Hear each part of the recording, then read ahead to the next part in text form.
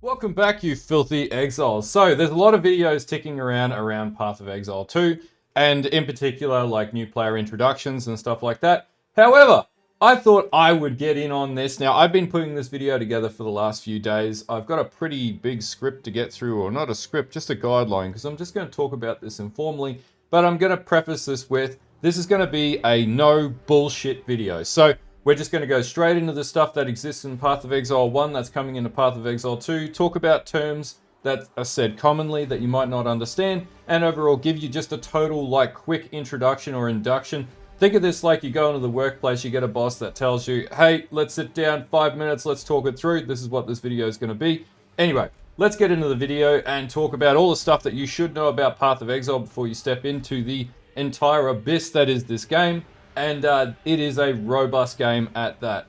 Also, if you haven't subbed to the channel yet, make sure you drop a sub down below, and also let me know in the comments what you want to see. I'm going to be gearing this channel towards new players, build guides, tutorials, all that sort of stuff, as well as news. So yeah, if there's something that you want to know or you want explained, let me know in the comments below, and I'll see if I can do a video on it, or I'll, at the minimum, respond to you.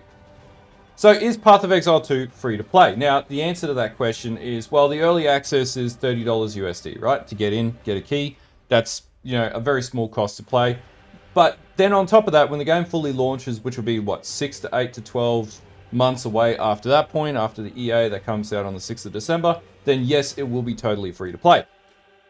Does that conventionally mean the game is free to play? Well, yes, you can play with the only thing that would actually constitute being a monetized transaction that you might need would be stash tabs. And there's a big argument in the community around whether or not stash tabs constitute a pay-to-play model or a free-to-play model. In many cases, you don't need to buy stash tabs. You could just roll out with the stock 4 or 5 standard stash tabs that you do get. It's just a quality of life discussion. Do you want to be able to store more gear, or are you okay with storing less gear? But, conventionally so, you could play like anywhere up to 500 hours with the stock standard stash tabs that are given to you at the very start of the game, and you don't need to spend a cent on the game. That being said, stash tabs, you only need maybe 30 bucks worth. To get into the EA, you get 300 points, and you can buy, the critical stash tabs that you need. If you want to know more about that, I've done a video for that already. I'll put a link in the description below. But I don't think Path of Exile is a pay-to-play game. It is 100% a free-to-play game at the core of it. If you don't want to spend $30 on the EA, just wait until the full game comes out. The only problem there is you're going to have to wait while everybody's playing, and that is totally up to whether or not you can do that or not. Is Path of Exile 2 pay to win? Absolutely not. The devs, in fact, have very strict rules around this. There is no pay-to-win element that is within the game. There are outfits outside of the game that do attempt to distort the game in this nature, and the repercussions of partaking in that is heavy bans that are doled out by the developers. And so, yes, there is no element of Path of Exile or Path of Exile 2 that is pay-to-win. So the next question you might have is, what is the new rotation of content that comes out? So the way that Path of Exile has notoriously worked, and this will be the same scenario for Path of Exile 2, is they have a 3 to 4 month production cycle where we get what is called a league. And there have been many leagues in the past of this game. And what this is generally a new mechanic that's added to the game. It does reset everything. So basically, your character goes into a standard realm, into like a standard pool of where all your characters sit. And then you start a new league character specifically, right? The reason for this is the way that the currency market works, and we'll talk about this very shortly in this video as well. But basically, it's an opportunity for the devs to totally reset the currency market. The meta's changed, the build meta's changed, that is. And so all the players start from scratch all over again, and then you build up a new character for 3 to 4 months, and then rinse and repeat every 3 to 4 months. It's very similar to the Diablo season system, or like Torchlight season system, or however you want to look at it. We just call it leagues in Path of Exile. The other big advantage here is that with leagues, you also get challenges. And so you get like 40 challenges every league, and they've confirmed that this will be coming back in a Path of Exile 2. And this is an opportunity for you to do different content in the game based on those challenges to unlock free MTXs and stuff like that, which is a great incentive. A lot of players do it. I do it. Everybody does it. It's like a little achievement that you get on your account as well, which is really cool. But yeah, that's basically how the league system works. Now, what is the standard league? Can you access that at any time? Yes, you can change to the standard league at any time in Path of Exile. It'll be the same for Path of Exile 2. And so you'll basically be able to access your pool of characters that you've created in the past and continue to play them. Maybe you don't want to play the league mechanic. Maybe you just want to play standard. There's still a lot of players that do that, and all your gear gets compressed into standard as well. And so basically, yeah, you get access to absolutely everything that you've already farmed just in another realm, and you just can't party up with people that are playing the league or anything like that. Now, the other thing is there are different types of leagues. Pardon me. You've got hardcore, which is if you die, you die. You've got SSF hardcore, which is solo self-bound, so no trading market. You've got SSF, which is solo self-bound, no trading market. And you've got standard, like your stock standard, like we call it vanilla league, or like softcore league, which is trade. And if you die, you know, you're not permadead.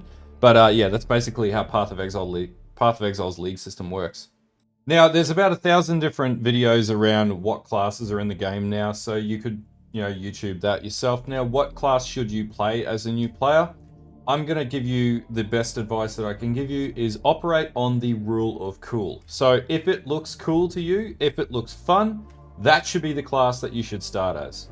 Okay, so you might be asking, what the bloody hell is an Ascension? So basically you have your base class that you choose when you first load into the game and you select a character, and then that character can basically be split out into 3 subclasses. Now in the EA or the early access, we're going to get access to 2 of the 3 Ascendancies for the 6 classes that are coming out. Now there's a bajillion guides that you can go and look at too. I'll put a link to the Mobalytics link around what this is, and that'll explain it probably better and quicker than I can do in this video. But basically, to ascend, you have to do what are called Trials of Ascension, or Ascension Trials. Now, there are 2 in Path of Exile 2 that are coming out on launch. One is the Trial of the Secumers, and that's basically Sanctum from Path of Exile 1, which is like a roguelite, sort of go through each level of the dungeons. Think of very similar to the game Hades, for example. Now, the second one is Trial of Chaos. Now, this is using the ultimatum mechanic from Path of Exile 1, and essentially you fight or verse or do trials based on the Trial Master, right? And this is like some dude who berates you and says that you can't do shit.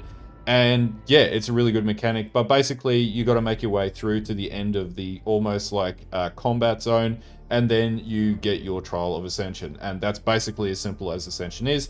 You get a total of 8 points to try to ascend in Path of Exile 2. We will get all 8 points in the Trials to Ascension in Path of Exile 2 at this stage. And at this stage, we're only going to get those 2 trials, and there's a total of 4 that will ship with the final game. There's a theory that the third one is probably going to be Tota, and that'll be released later down the track. Also, you can do any of the 2 Ascension trials to do all 4 Ascension trials, which each give you 2 points each. So if you don't like doing the Trial of Secuma, you can just do the Trial of Chaos, or if you don't like the Trial of Chaos, you can just do the Trial of Secumas, and either way, you can ascend to the very end.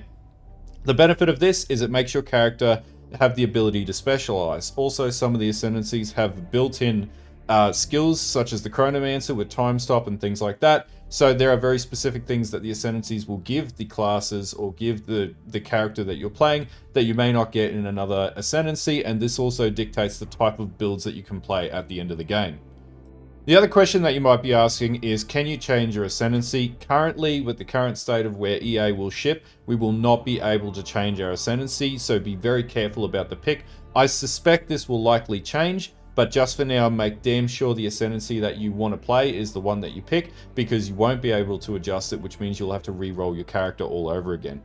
Okay, so the next question that you might be asking is, how does trading work? Now, Path of Exile is quite the robust game, and we'll dig into this in a little bit, and there's a few parts to this. So, number one, I'm going to give you a basic run through. There are 2 main ways that you can trade in this game. One being direct trade with other players, and this is achieved through the trading website, which I'll put a link in the description to, and we'll talk about that very briefly. The other is the currency trading market that was added into the Settlers of Kalgur expansion for 3.25 and Path of Exile 1, which will also be returning in Path of Exile 2.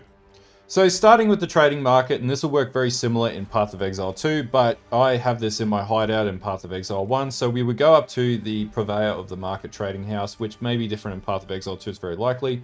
They added this in as the currency exchange, as you can see here, and then you could trade any currency that you want for whatever you want. So in this case, I want a Divine Orb, and that's going to cost me a market rate, which will automatically set as 190 or 185 Chaos, right? I have that in my stash already. I place the order, and then basically it will put an order out, and once somebody wants to trade for that much, they'll fulfill that, and bam, job done. And that's basically all there is to it. That's the currency market trading house. As we can see there, that divine orb has now exchanged, and now I can put that into my stash, and I have a divine orb that I can then put in my inventory, as you can see here.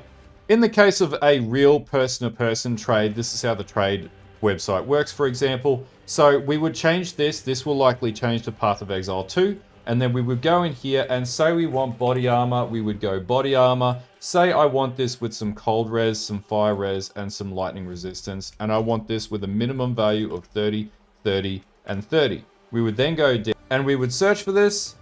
And this will bring up our options that become, apparent to us. And then basically we would hit direct whisper here, which will then send a message in game to the other player, and then they will either choose to trade with you. You get your currency loaded up and ready to rumble, or they won't choose to trade with you, right? Sometimes it'll take a few tries. Okay, so then basically they send a request through. We click, we go to their hideout.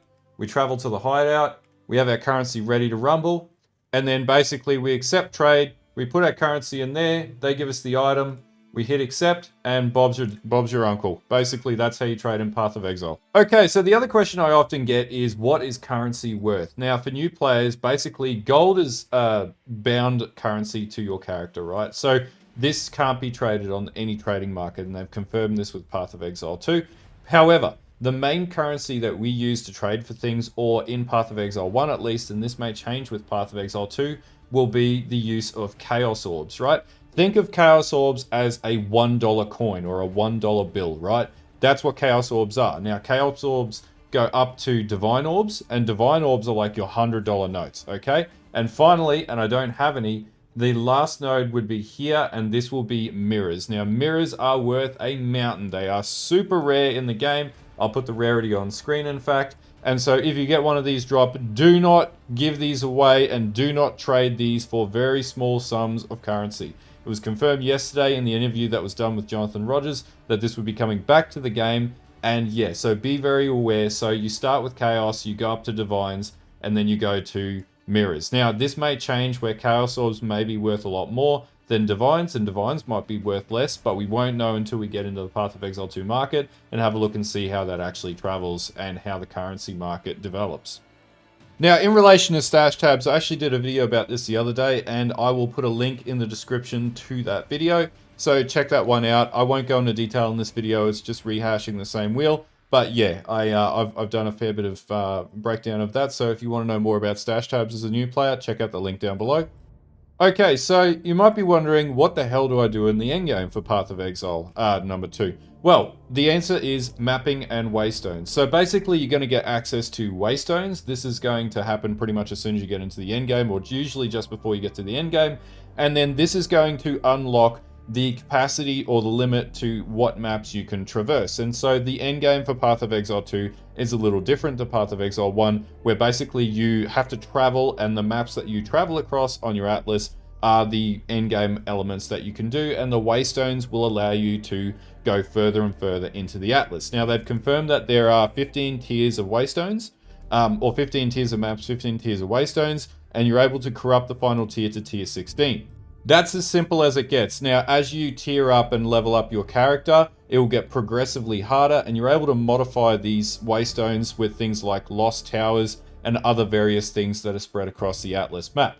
Now, there's a good guide on Mobalytics. I'll put a link to it in the description below, but this is just a really quick overview of what the endgame is. Also returning to the game are previous leagues from the original game. So this is part of the commitment that GGG made to the community. And so Breach League is the first one that'll be returning to the game. Basically, how this works is you look for a breach node in your maps, and then essentially you will have a hand sticking out of the ground. Once you walk over the top or go near the vicinity of that hand, it'll unleash the breach monsters from the Hells of Breach. They'll drop unique items and or unique drops in particular.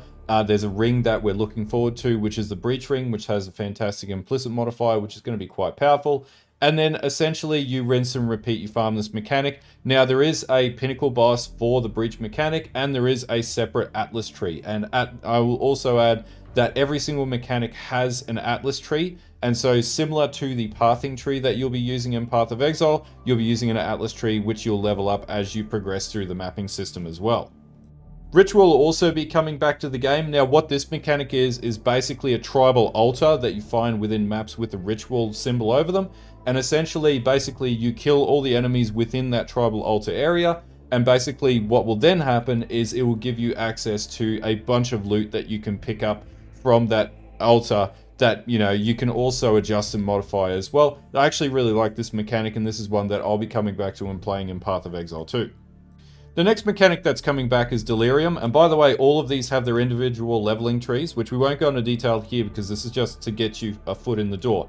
Delirium is basically where you have a mirror of Delirium that you run through at the very start of a map, and then basically a mist covers the ground, and out of that mist crawl out creatures of the hells, right? Or Delirium. And basically, you kill these creatures, you collect what are called splinters, which allows you to access a mode called the Simulacrum, which is basically an arena where you fight through multiple waves. I believe it's 15 waves to basically complete, and every wave you get a better reward once you complete it.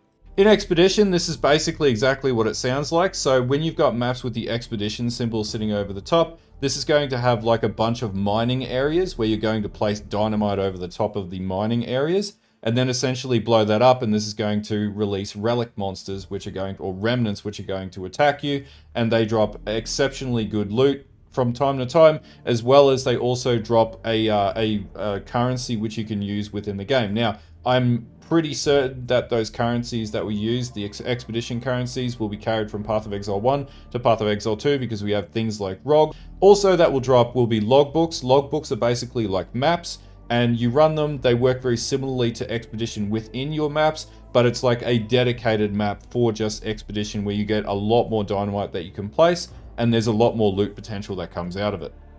Lastly, there are Pinnacle bosses, and Pinnacle bosses are basically the Mac Daddy of the endgame boss, right? And beyond the Pinnacle bosses, actually Uber Pinnacle bosses as well, notoriously in Path of Exile 1. This content is designed to destroy you. It is totally the most difficult content in the game and will take you time to get to it. You will likely not see this part of the game for some time as a new player unless you are a total savant at Path of Exile, and it will challenge existing players. So do not feel bad if you can't kill the Pinnacle bosses the first time you encounter them. It's probably going to take a bit of practice. All of us have to work through that, and so you're on the same ride that the rest of the experienced players are on as well if you're a beginner player. And for the experienced players, don't get too upset when you get caved in over it.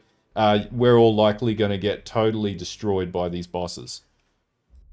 Okay, so another mechanic that was confirmed was guilds. So in the case of us, we have a Path of Exile 1 guild. Now, it was also confirmed that guilds will not be carrying over into Path of Exile 2, so we'll need to remake guilds, unfortunately, but it just is the case of the situation. Now, you might be asking about guild hideouts. Well, guess what? They're in the game too. Okay, so basically guild hideouts you can trick out any way you want. You can have your buddies in here, we can all be in here at the same time, and you also have a guild stash tab as well, as you can see here. And so this will be something that carries over in a Path of Exile 2, so you can have, party plays or guilds and stuff like that. We're going to be using the Filthy Exile guild a fair bit. And basically, so you can have guild halls or guild housing and stuff like that if you are into playing as a party with friends. And if you want to team up and just have a communal place where you can all chill out. Now, you might be asking, how many people can you have in a party? Well, similar to Path of Exile 1, the total cap of party players is 6. And beyond that too, so if you're in a co-op party, my understanding is that yes, you can join up with your party mates if you're in a co-op duo. But we still haven't seen that sort of done, and there hasn't been a lot of information given up about that. But yeah, 6 will be the cap, which is exactly the same as in Path of Exile 1. Now, in relation to party bonuses, notoriously in the past, there was an effect on monsters, and so I don't know what this will currently be in Path of Exile 1, and this also affected loot. I'll put the two tables on the screen, but yes, with every additional member, it did scale up your loot, which was your rarity level, and it did also scale up your effectiveness on monsters as well. So basically, as you have more players in the party, monsters get stronger, but the rewards get better. Okay, so I hope that sort of covers off on like the major like questions you've got initially as a new player coming into the game or a beginner. Basically, this is all like the critical stuff, like the questions that people ask a lot. By the way, map juicing, when you hear that term, refers to making the rarity higher on a map so that you can basically get better loot.